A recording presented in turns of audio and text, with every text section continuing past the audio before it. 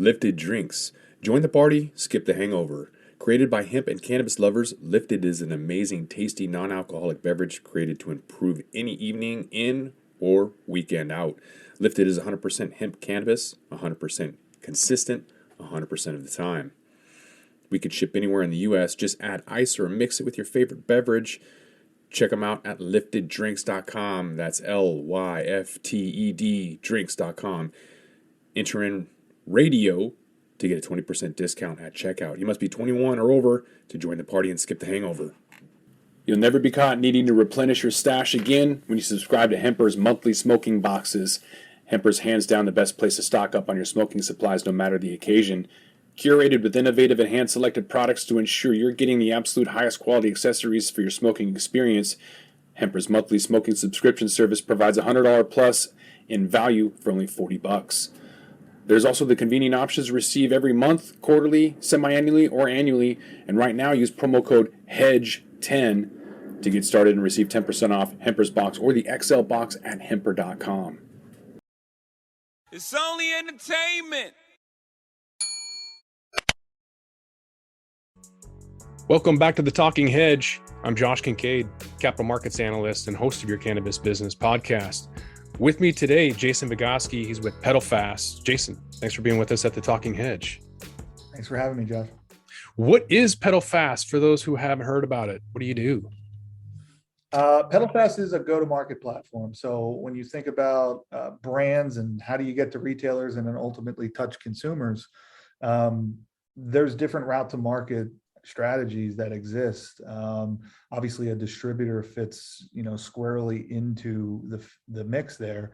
But my background is alcohol, beverage, and natural food, and have been in both for a while. And Petalfast is a little bit of both of those strategies tied into one. So today we operate in California.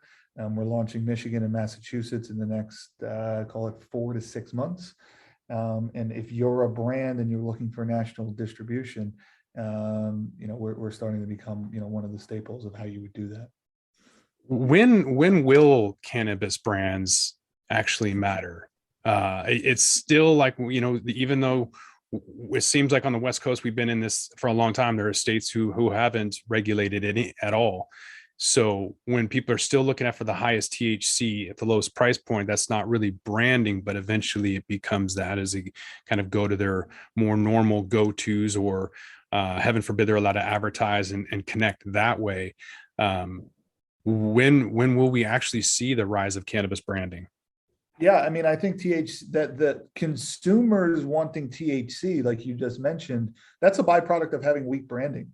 Go talk to 710 Labs. 710 Labs gets a premium on their product versus their competition, right? And people could care less about what the THC percentages of their products because they know what that brand stands for and what they do. So there are plenty of brands that counteract, the uneducated consumer just looking for the highest percentage that they can possibly find. But brands are starting to matter now. And the reason why brands are starting to matter now is because as the industry, especially in California, Michigan, Massachusetts, are racing to the bottom, you're seeing competition pick up. And when competition picks up, your brand matters more and more. It's just not about having weed anymore, right? Everybody has weed. We can go get weed very easily in the legal market to create a brand. Who's going to differentiate themselves? Who's going to ultimately grab a consumer? And I think the most challenging thing is cannabis. It's not actually getting a consumer to try your product.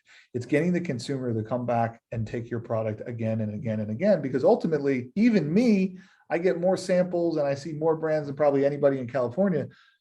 I still go into a store and I want to try something new because it's just a new industry. It's a new thing. It's a new form factor. So I think anybody that bases education and embraces the fact that the consumer is going to want to go on a journey and want to see a path, right? The brand has to be a part of that journey or you're going to struggle. We just did a podcast on repeat pre-roll sales in Washington State. We love our pre-rolls out here. I wouldn't probably repeat an experience I had with two very well-known brands, Stizzy and Cookies. The Stizzy vape that I have somewhere, and the Cookies blunt that I had, terrible. So I'm assuming that's all branding and not actually product, even though I thought Burner was all about genetics and everything else. But the blunt I had was terrible. The Stizzy's vape I had was horrible. What does it take to get people to repeat? I mean, obviously, there's a whole demographic of people who look at these brands being Stizzy and Cookies and they relate to that somehow and they keep going back regardless of the experience. What is it though about repeat purchasing that gets people to come back? Yeah. It's an interesting question. And you brought up two brands that are extremely successful, right? I think number one, from a branding perspective, I don't believe you're the target audience for those two products. Number two, because they're doing a lot in the culture, they're doing a lot in the fashion industry, they're doing a lot of forget about the quality of the product. They are capturing folks that are in that 21 to 24-year-old age and then trying to capture them for life.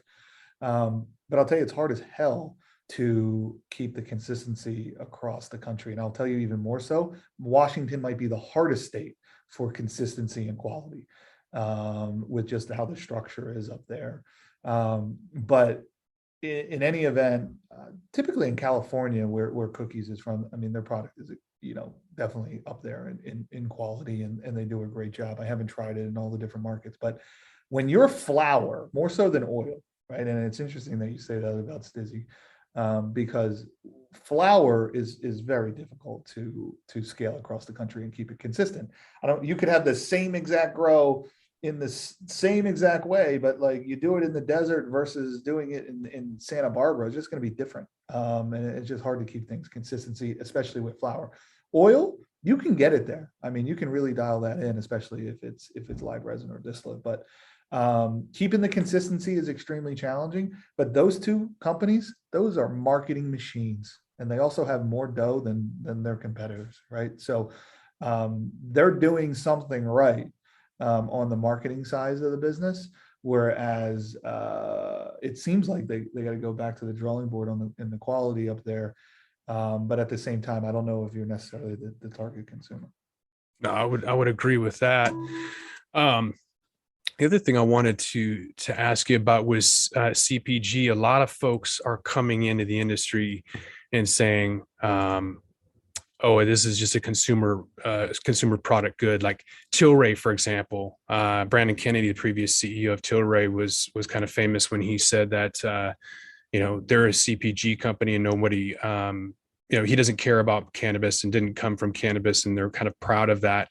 And yet they post stupid things like this where they're saying that they hang dry their flower so that the lingering mineral content in the branch is drawn down to the buds by gravity and increase the cannabinoid content in the final product. They've since taken this down because they were so ridiculed about this post and how they are able to grow, when in fact, I don't think they know anything, to be quite candid with you.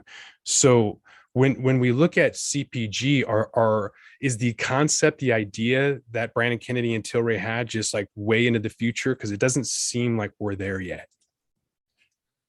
No, they're not way in the future, and they're not even going to be here in the future, because Tilray is a laughing stock of the industry as far as how they go to market and how they talk about cannabis.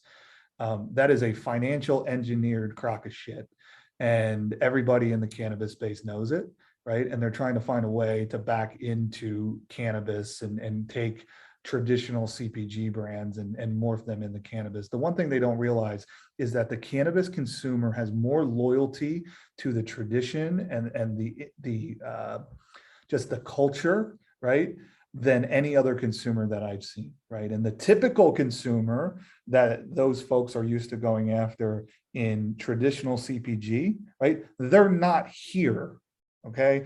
And the stoner sees through that shit really, really quickly. And they know it's not authentic, and they know it's all bullshit, and it does not resonate. So if you're going to go capture the CPG consumer in cannabis in the United States, right, even in or in Canada, right, you need to be authentic. And I don't think there's anything authentic about Tilray or some of the other Canadian companies and what they're doing in comparison to what's going on in the United States. So CPG for me is a great basis and a great way to structure your business, and those principles have worked for a long, long time.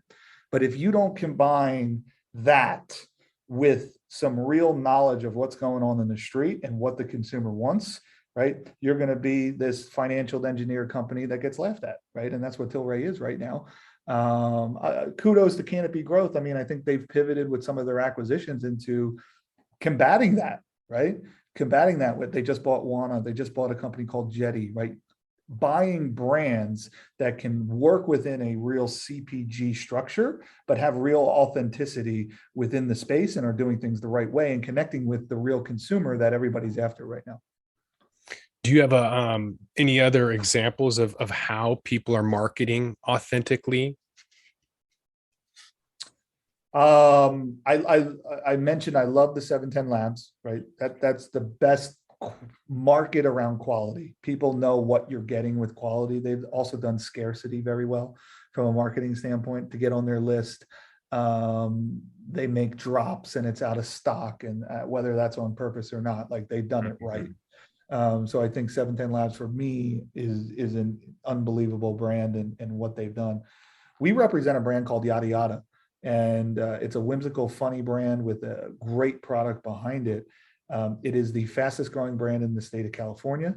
It is the only brand in the top 10 flower category that wasn't around even in 2021, and they're already the 7th largest brand per headset. So Yada Yada is doing something right. And then I think somebody is going to own the California Dreamin' type of brand, because I'm from Philly. So right now, my boys in Philadelphia, they're just happy that there's weed on a shelf. You know what I mean? It could say shit in a bag and they're still going to be the happiest dudes that I've ever went, because they can just go buy weed, right? Well, as that changes, they're going to want to have branding and have it mean something. And I believe that there's a brand called Space Coyote that we also represent in California. When you look at the founders, you're looking at long blonde hair, you're looking at like the most pretty people I've ever seen in my life. And that resonates through their brand. And I believe taking that across the country is going to resonate even more so than it is in California, in Illinois, in Pennsylvania, in Massachusetts. So if I'm an MSO, I'm scared of the California brand going across the country in reverse, because I believe the consumer, at least, for me being an East Coast guy, now I live in California. When you think of cannabis, I think of like the beach and surfing and weed in California and Los Angeles and San Francisco and Seattle. And I believe that brand Space Coyote really captures that feeling. And when that goes across the country to the East Coast, I think it's going to resonate very well. Yeah, you don't see Corona up in the mountains, even though it's active and people are having a good time snowboarding, whatever. But you always kind of attribute Corona with the beach, and that's kind of who they're targeting, even with Snoop Dogg as a spokesperson. You just wouldn't even want, you wouldn't desire a Corona if we just finished snowboarding. You know what I mean? You just wouldn't want that. You probably want Sierra Nevada, right? But if you're on the beach, I don't care what kind of thing you'd like to drink, that brand is going to resonate. And I think that with cannabis is what I'm talking about with that California dreaming type of lifestyle. Somebody's going to own that. And I think this brand Space Coyote has a great opportunity. When I was up in Vancouver, BC, right before the pandemic, I went to a medical shop dispensary in this. I had asked the guy what type of cultivar this weed strain was. I hadn't actually seen weed as a strain before. And I was like, is that a sativa or indica? And he's like, man, weed is weed. It's just weed. So obviously we've got some ways to go before that goes to the wayside and more towards the branding, which is going to evoke emotion and get people to see through that brand, whether it's from the transparent founders that are able to kind of establish the storyline behind that. You said that we're kind of there, we're ready for that, and yet Philly is just kind of wanting weed on the shelf. When as a whole are we going to see traditional marketing in the cannabis space? A couple of things. That's a big question. I think number one, if you're going to start an alcohol beverage brand, California, Illinois, Florida, New York, Texas, right? That's where you start, and then you fill in the gaps because those are the influencer type of states. Okay. Right now, you can do it in LA and obviously California. Not really Illinois because there's not much, it's still very monopolistic and vertical. New York is coming, Florida will flip at some point. To start the playbook of traditional CPG, you need those states to open up. Okay. Because that's where all the trends are made, right? Austin, Texas, Miami, New York City, Chicago, Los Angeles, right? So if you're building an alcohol beverage brand, that's where you're starting, and you're gonna fill in the gaps from there. So I think number one, we need recreational weed to be legal in those states. Okay. Number two, you don't have the playbook. I mean, building a brand is connecting with a consumer, and tugging on their emotions in some sort of way, whatever way you're trying to sway them, right? We don't have the traditional platforms. I mean, I was talking yesterday to somebody, and it's like they're like, "Oh yeah, what do you guys help your brands do on Instagram?" I'm like, "Instagram, everybody's shadow banned, everybody's getting shut down. Like, you're not going to do anything on Instagram that is meaningful, or TikTok." LinkedIn, yes, but that's more of a business type of site. So we don't have the normal playbooks. We need the ability to capture consumers and connect with them, and we just don't have the normal channels. So kudos to Cookies, kudos to Stizzy. Jeter has done an amazing job. There's a couple of them that have broke away and have done a great job. And the one consistent thing with all of those brands, that they have been extremely well capitalized to do that. I'm interested to see when that normal playbook comes to light, and you're able to use the traditional methods, which I think will slowly happen here over the next couple of years. Then you're going to see brands being built, and you're going to see branding that, and the lifestyle brands and the like. Is Cookies developing that model right now? They've got an international platform that seems to be working more so than, I mean, I don't say it's easy to open up a storefront, but it is easier than opening up a whole production facility, for example. So yeah, are they the future franchise model that people are looking at, or what is and what makes somebody that franchise model or international platform? Well, there's a couple things. Number one, I personally don't believe a consumer packaged good brand and a retail brand should be the same thing. I think it causes some confusion, right? So while they have been very successful, that for me is a challenge, and you can say the same thing about Stizzy, right? Long term, it has worked today, but long term, you start to get into some challenges when you're taking a brand and you need your competitors to support it, but you're competing against them as a retailer, right? So vertical integration tends to start to knock heads as it scales. But what they have done better than anybody else is the apparel. I mean, there's nothing that's holding anybody back from traditional playbooks and marketing and on apparel. And I don't know what they do in sales, but I got a good feeling that their apparel business is a monster, right? So the apparel business is where they're driving traffic to, and using that traditional playbook online and digital, and having those type of stores. And they've been able to bring a kind of a cult following to that culture of that, 18 to 24-year-old, right? And they've done a great job, and Stizzy's in the same vein, and Jeter as well. So I think the apparel is certainly a thing to watch, right? Because you can do the normal things. And they've also done is Berner the biggest celebrity in the world? No. But he's done it very tastefully, right? And in comparison to, I don't know, Tyson 2.0, like throwing Tyson's name all over everything is a little bit in your face to me. I don't necessarily agree with it. I think, the ear bite is a thing that really rubs me the wrong way.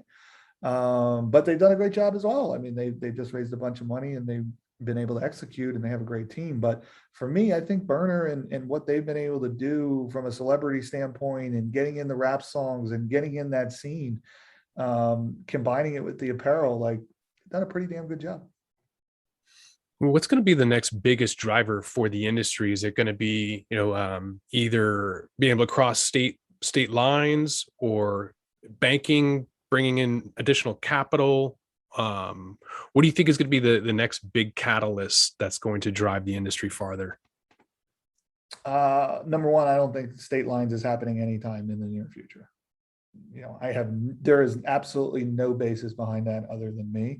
However, I just don't think that's going to happen. I think we have an evolution before that happens, and all of these states want to keep as much of those tax dollars within those states. So I find it very hard to believe that that is something that happens in the near future. But for me, this is the most undercapitalized space I've ever been in by far, times 10. So we need access to capital. Operators are dealing with 280E that makes it even harder to operate. We're dealing with regulation changes all over the place. If, in my mind, this industry needs more capital because it's the fastest growing industry, at least in my lifetime. And we're going to need more capital in order to succeed. So I think safe banking unlocks institutional capital. It unlocks a lot of people that are on the sidelines. That is the biggest catalyst for me. In the near term, that could get done. I think everybody could operate as is in the structure of state by state. But the 15 VC firms that everybody raises from in cannabis, like, that's not going to get the job done. And they've been great supporters. And my VC that has supported my 3 businesses is Merida Capital, and they're as good as it gets. But the 15 guys can't fund everything, so safe banking for me is the biggest thing that could change the space in a big way. What's been that shift in the capital raising environment just in the last couple of years? It's shifted quite a bit just from what I've seen. I'd like to get your point of view on it. Where is it at now, and how has it shifted? This is the hardest climate I have ever seen for cannabis operators to raise money, especially if you're a brand. Right now, the oversupply in California is putting unbelievable pressure on brands. Whatever your pro forma said, whatever you were telling investors, whatever you raised at, you did not price in the type of flower prices that we have today in the state. Like, you just didn't. And nobody was prepared for that. I don't even know how you could prepare for what we're seeing right now. So there's a lot of businesses that are just upside down. That means there's a lot of VCs that are upside down. It means they just can't go and raise more money to go deploy. Times that by the more macro scene that we're seeing in the general economy, right? And you got a really distressed space. And oh, by the way, there's only 15 VCs or 20 or whatever it may be. So it's a challenge. The other piece is the public companies have gotten smashed, right? It's sad because you look at their businesses, and I look at GTI's business and I go, why are they down so much? Their business is better than it was a year ago, and they're down by 70% or whatever it is. Like, they're spinning off profits. So right now everything is just distressed, which is really hurting the small guy, which is putting the guy with the balance sheet in a position to gobble it up, or withstand this time period more so than others. And this is my second go around in this. It will turn around, and there will be tailwinds again, and there'll be something, whether it's safe banking or something else, that pushes it in that direction. So what I'm telling my brands and what our company is doing, I mean, cash is king right now. We are making sure that we have a very healthy balance sheet, because there's going to be a lot of opportunity in California and other states to climb up the leaderboard. But right now, if you can't raise money, you don't have access to capital, I find it very hard to believe that there's many folks that are profitable out there in this type of climate. If you can't raise, you're going to have problems. So if the oversupply continues the way it is, well, it's just simple economics. I mean, the price is going to drop. People are going to go back out of business, and then the price will start to rise again when that clears out. So that evolution is happening right in front of our face. And I remember like sitting in economics class in Bucknell, being like, "What the hell am I ever going to use this supply and demand stuff for?" Right? And now I'm sitting here watching it, and it's interesting to watch. Mm-hmm. I'm curious if some of those Philly folks out there are going to be future distressed assets. A lot of them were looking at $7,000 to $9,000 pounds of flower and pitch decks that I was reviewing, not that long ago. So hopefully they've come back down to reality. What are the cannabis subsectors that you're seeing that are still attracting equity capital, or in your opinion, worth looking at? Distressed. I mean, there's a lot of really Is that nice. specific to like producers, processor, retailers, or? No, I think the thing that people are staying the furthest away from is the grow itself. It's crazy, like how 2.5 years ago or 3 years ago, everybody's like, "Oh, Jason, come see my grow. It's beautiful. It's amazing," right? And now it's like, "Oh no, I have a big grow." That's like a scary thing because it's very hard to get the type of price from a grow right now. Like it's just the price per pound. I mean, 300, 400, 200, 800, like that's tough, So really, really challenging in that side. I personally, I still believe in the tech side. I mean, this industry is going to be massive. There's going to need to be infrastructure to support. I know they're beaten down a little bit, and maybe the valuations got a little ahead of ourselves, but there's some really nice tech players out there that are really supporting the space, and I think you could probably get in there at a little bit better price than a year ago.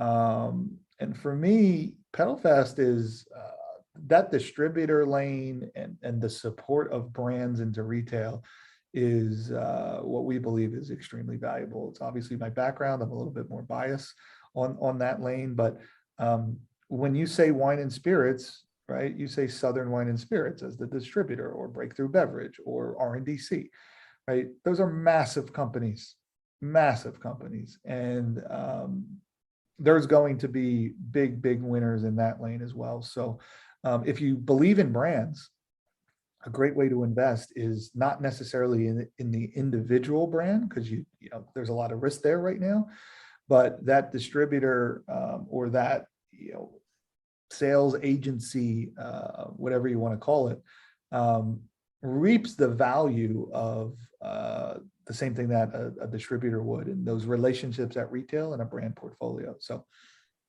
those are a couple lanes that I'm obviously interested in.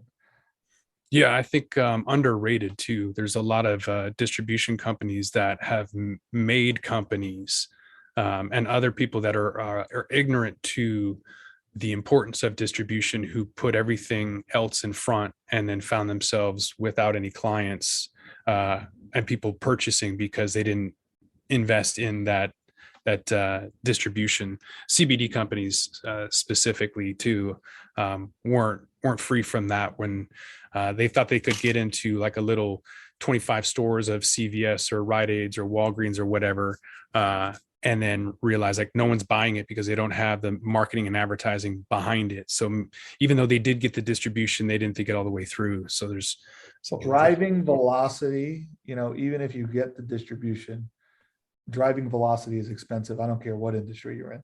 And to get a consumer to pick up your product versus everybody else's, that's no easy task, right? So I think distribution is a big piece, and there'll be some big winners there. And then what tech companies, what marketing companies can help drive velocity. Petalfast is a little bit of both of those. Well, if somebody wants to get some more information about Petalfast, where can they find you at? Social media or website? You can go to petalfast.com. We we're not raising money or anything. We're very well capitalized, but certainly brands and partners and anybody that wants to just chat, feel free to go through petalfast.com, or you can hit me up on LinkedIn. That's really the only platform that I participate in aggressively. If you want to just understand what we do or what I do, and or want some advice, certainly interested. And I wouldn't be where I am if I didn't get a lot of advice, and a lot of people didn't help me. So always excited to help folks.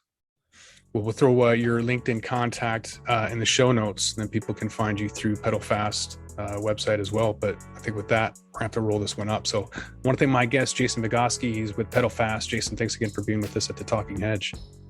Thanks a lot for having me. Appreciate it. I'm Josh Kincaid. This is The Talking Hedge. Don't forget to like, share, and subscribe, or don't, and I'm out. Don't forget to smash that like button on your way out and check out these other videos that we've got.